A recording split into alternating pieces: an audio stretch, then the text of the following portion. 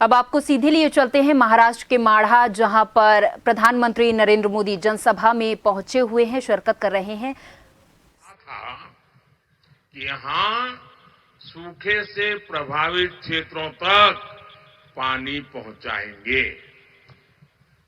उन्होंने पानी पहुंचाया क्या? पानी पहुंचाया क्या? पानी पहुंचाया क्या? याद है ना? याद है ना? अब उनको सजा देने का समय आ गया है।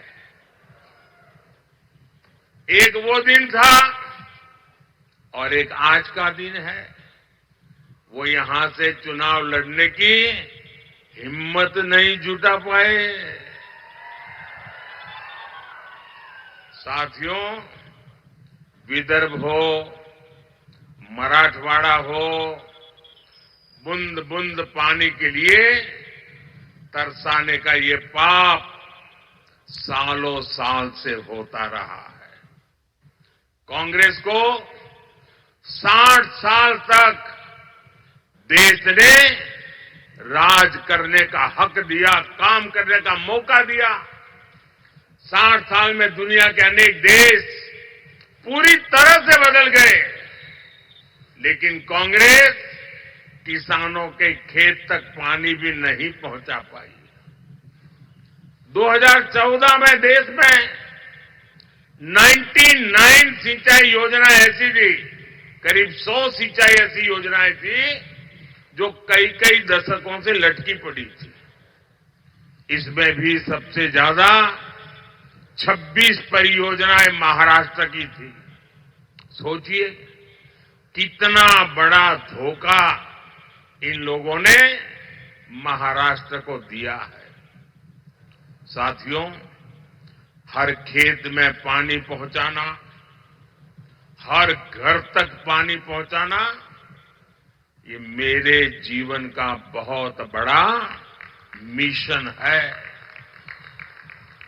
2014 में सरकार बनने के बाद मैंने पूरी शक्ति इन सिंचाई परियोजनाओं के ऊपर लगा दी। आज कांग्रेस की लटकाई वो करीब करीब 100 सिंचाई परियोजनाओं से 63 परियोजनाएं पूरी हो चुकी है। जिस नीलवांडे डैम का इंतजार 50 सालों से हो रहा था, उसे हमने पूरा करवाया।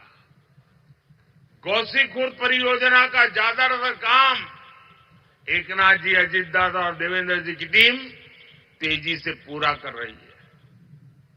हमारी सरकार 5 साल में ही 11 करोड़ से ज्यादा घरों तक नल से जल पहुंचा चुकी है। 10 साल में माइक्रो इरिगेशन का दायरा भी 2 गुने से अधिक बढ़ा है। इसका लाभ यहां केले की पैदावार से जुड़े किसानों को भी हो रहा है। साथियों, जब देश की आजादी के 75 साल हुए, इतना बड़ा उत्सव था, कोई और नेता होता तो क्या करता? कोई एक बड़ा स्तंभ खड़ा कर देता, उस पर अपना नाम लिखवा देता, कोई ऐसी चीज बना कर देगा, खुद के नाम पर जड़ देता। लेकिन देश जब आजादी के 75 साल मना रहा था, तब मोदी को खुद के लिए कुछ करने का विचार नहीं आया, सरकार का नाम कमाने का विचार नहीं आया। तब मैंने संकल्प लिया था कि देश के हर जिले में 75 साल के निमित्त 75 अमृत सरोवर बनवाऊंगा। अमृत सरोवर अभियान के तहत अनेकों अमृत सरोवर देश के हर जिले में बने हैं। ये अमृत सरोवर मेरे दिमाग में मेरा किसान था, मेरे दिमाग में खेत था, मेरे दिमाग में सूखे खेतों को पानी पहुंचाने का एक संकल्प था। ये अमृत सरोवर आज की नहीं, बल्कि आने वाली पीढ़ियों को भी बहुत काम आने वाले हैं। साथियों, ये हमारा महाराष्ट्र तो सहकारिता की धरती है। यहां के हमारे शुगर कोऑपरेटिव की किसानों को सशक्त करने में बहुत बड़ी भूमिका रही है। मोदी देश की पूरी ग्रामीण अर्थव्यवस्था में सहकारिता के दायरे को बढ़ाने के लिए प्रतिबद्ध है। इसलिए 2019 में जब आपने फिर पूर्ण बहुमत की सरकार बनाई तो हमने पहली बार देश में सहकारिता के लिए अलग मंत्रालय बनाया, अलग मिनिस्ट्री बनाई। हमने देश भर में 10,000 किसान उत्पादक संघ एफपीओ बनाने का अभियान शुरू किया, जिसमें से 8,000 बन भी चुके हैं। यहां महाराष्ट्र में एफपीओ शानदार काम कर रहे हैं। ऑनलाइन बिक्री से लेकर एक्सपोर्ट तक यहां के हमारे किसान उत्पादक संघों का दायरा लगातार बढ़ रहा है। ये हमारी पीएसएस, उनको भी मजबूत किए जा रहा है। इनको सरकार की अनेक दूसरी योजनाओं की सेवाएं देने के लिए भी तैयार किया जा रहा है। आने वाले 5 वर्षों में सरकार का लक्ष्य 2 लाख सहकारी समितियां बनाने का है। साथियों, आप सभी जानते हैं कि जो छोटा किसान होता है उसके पास भंडारण की पर्याप्त सुविधा नहीं होती है, इसलिए उसे मजबूरी में कम दाम पर अपनी उपज बेचनी पड़ती है। अब हमने दुनिया की सबसे बड़ी अन्न भंडारण योजना पर काम शुरू किया है। इसकी जिम्मेदारी भी सहकारी संस्थाओं को दी गई है। इससे किसान को अपने हिसाब से उपज मार्केट में लाने का विकल्प मिलेगा। बीजेपी ने अपने संकल्प पत्र में प्याज, टमाटर और आलू किसानों की उपज की भी चिंता की है। आने वाले 5 साल में देश भर में विशेष स्टोरेज क्लस्टर बनाए जाएंगे। इसका बहुत बड़ा फायदा महाराष्ट्र के प्याज किसानों को होगा। साथियों, ये अगाड़ी वाले किसानों को लेकर के बड़ी बड़ी बातें आज करते हैं। 2014 से पहले जब इनकी सरकार थी तब क्या स्थिति थी, एक किसानों को याद दिलाना मेरा दायित्व है। और मैं यहां किसी की आलोचना करने नहीं आया। मैं देश की जनता को, महाराष्ट्र की जनता को, मेरे देश के किसानों को सच्चाई से अवगत कराना चाहता हूं। 10 साल जब रिमोट कंट्रोल वाली सरकार चलती थी तब यहां के कद्दावर नेता देश के कृषि मंत्री थे। और क्या हुआ था, जब यहां के बड़े कद्दावर नेता दिल्ली में बैठे राज करते थे तो गन्ने का एफआरपी करीब 200 रुपये था।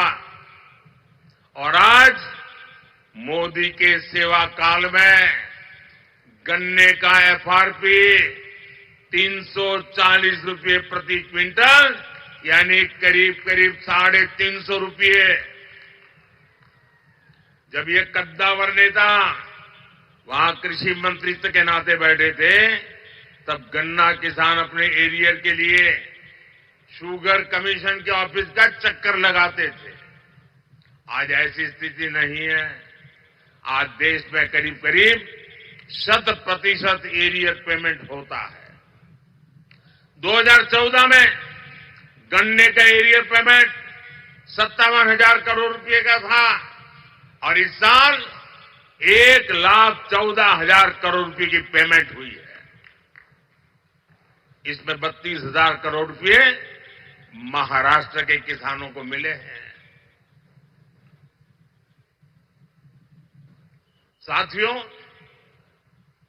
इनकम टैक्स को लेकर हमारी शुगर मिल्स 90 के दशक से परेशान थी और ये कद्दावर नेता दिल्ली में बैठे थे। मैं उनको बार बार समझाता था कि भाई, आपके महाराष्ट्र में भी ये कोऑपरेटिव मिले हैं शुगर की, गुजरात में भी है, परेशानी हो रही है। मैं गुजरात का मुख्यमंत्री था, चिट्ठियां लिख रखता था, मिलकर के बताता था।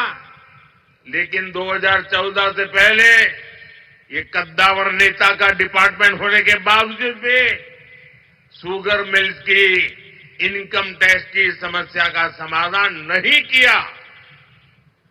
जब मोदी को सेवा करने का मौका मिला, एनडीए की सरकार बनी, तो हमने उसका समाधान कर दिया। हमने कोऑपरेटिव शुगर मिलों को 10,000 करोड़ रुपए की राहत दी, यानी पुरानी इनकम टैक्स डिमांड माफ की, कानूनी मामलों का समाधान भी किया। इसका फायदा हमारे गन्ना किसानों को हुआ। मार्च 2023 से शुगर मिलों को हमने 10,000 करोड़ रुपए का विशेष लोन का प्रावधान भी किया है, ताकि शुगर मिल हर प्रकार का काम तेजी से कर सके, किसानों की पेमेंट न रुके। जब यहां के कद्दावर नेता दिल्ली की सरकार में थे, तब सरकार ने देश के किसानों से सिर्फ 7.5 लाख रुपए की खरीद की थी, 7.5 लाख करोड़ की। आज 10 साल में 20 लाख करोड़ रुपए की खरीदी हमने करके दिखाई है। कहां 7.5 लाख करोड़ और कहां 20 लाख करोड़। महाराष्ट्र के दलहन तिलहन किसानों से 16,000 करोड़ रुपए की खरीद हमारी सरकार ने की है।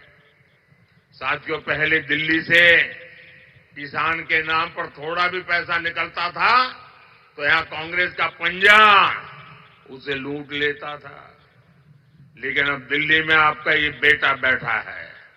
अब दिल्ली से आपके हक की निकली पाई आपके